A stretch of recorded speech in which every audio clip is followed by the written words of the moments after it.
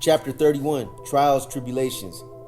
It was foolish of me to believe that my grandmother would live forever, but I felt the same about my stepfather, Fred Hallowell, who died in 1988.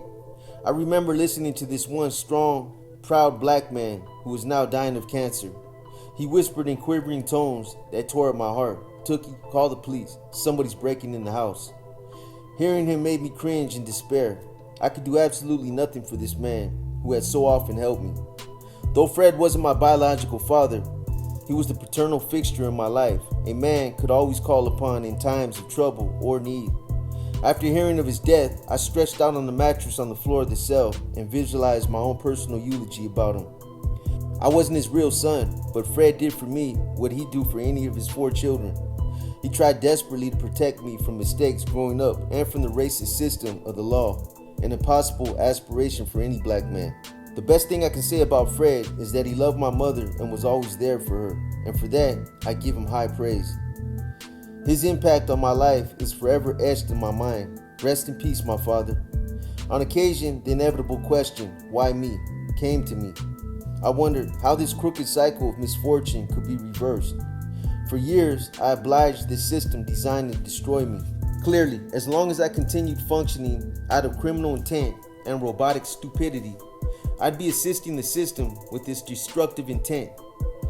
Later I'd learned that to buck the awful conditions with any positive agenda would only trigger efforts to discourage me.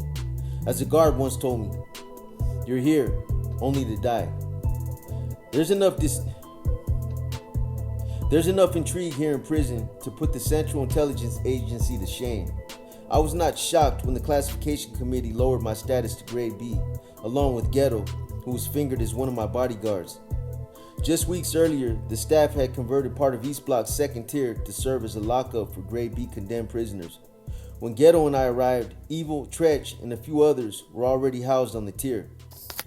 Though we weren't allowed any weights on the exercise yard, it felt good being around Crip allies.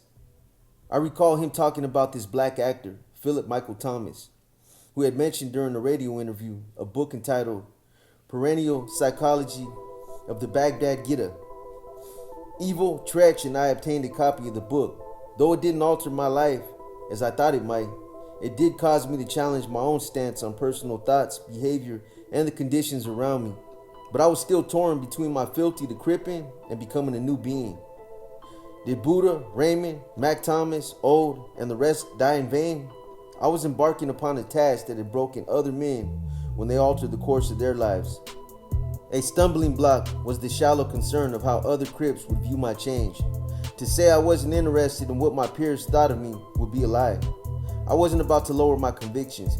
Though I was no longer an impulsive reactionary, I was neither a pacifist nor would I turn the other cheek if physically threatened. The natural do-or-die instinct of self-defense is a reality I'll forever adhere to. Still, the scariest thing to me was life after Crippin. The idea of developing a conscience to counter the injustices of my own ignorance. In 1989, I received a court order for a Los Angeles County child custody hearing for my son Stan. When I arrived at High Power, I was placed on B row.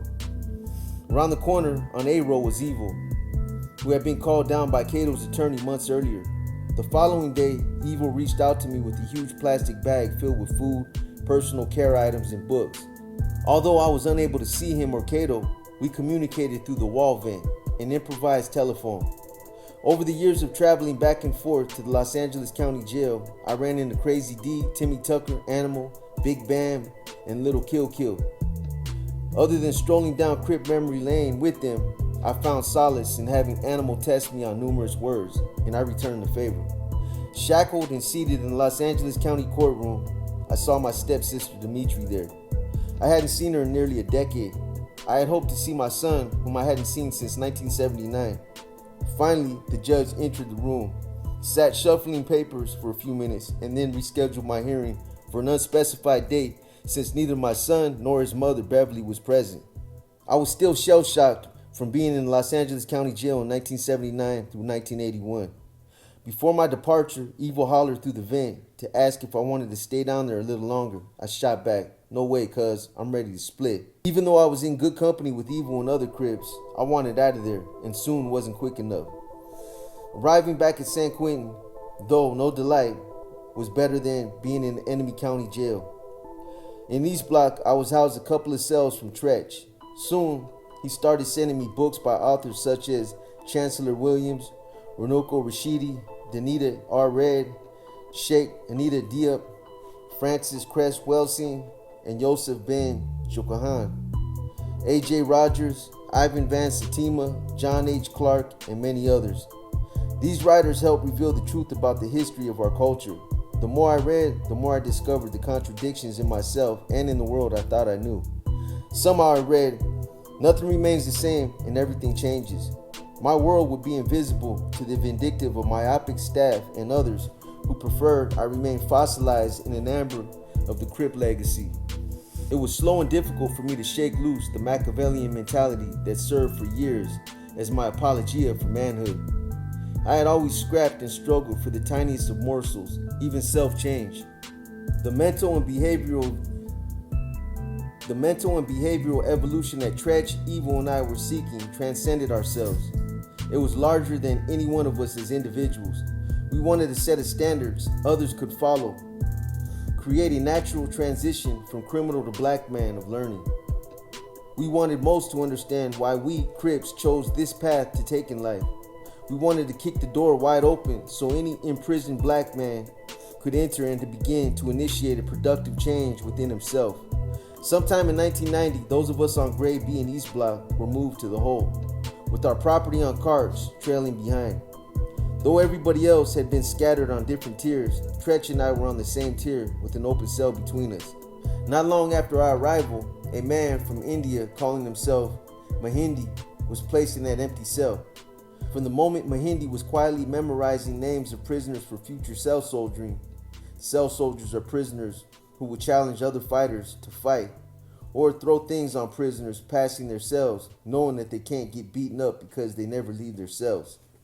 It was obvious to us that Mahindi was a J-Cat when he started ear hustling, intruding into everybody's conversation. Tretch and I knew it was futile to argue with a man who wasn't wrapped too tight. Clearly, he was intentionally placed next to Tretch and me. For weeks, Mahindi angered everybody on the tier with his abrupt intrusions, using his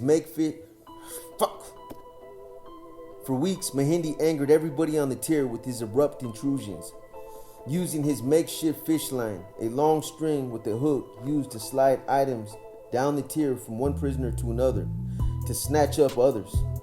He stole fish lines so regularly, some of the Aryan Brotherhood members tried to buy him off with cigarettes and candy, which didn't last long.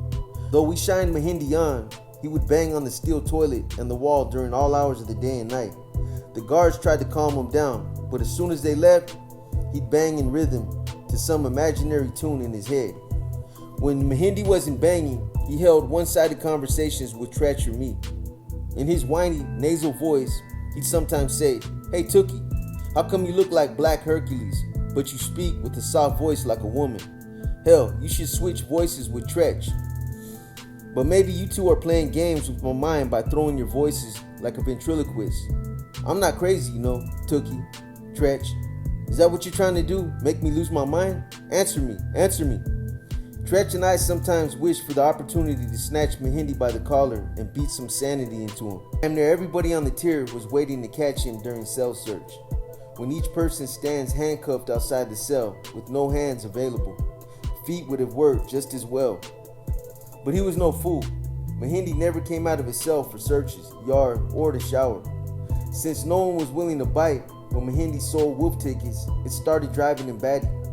At first he began to mumble to himself, then he'd loudly speak out in detail about his uncle molesting him as a child, or give accounts of other bizarre sex stories. This man needed treatment, to be housed in a medical ward, not in the hole. I returned from the yard one day to see a guard cleaning out Mahindi's cell. From what I heard, he tried to commit suicide and almost succeeded. As cold as it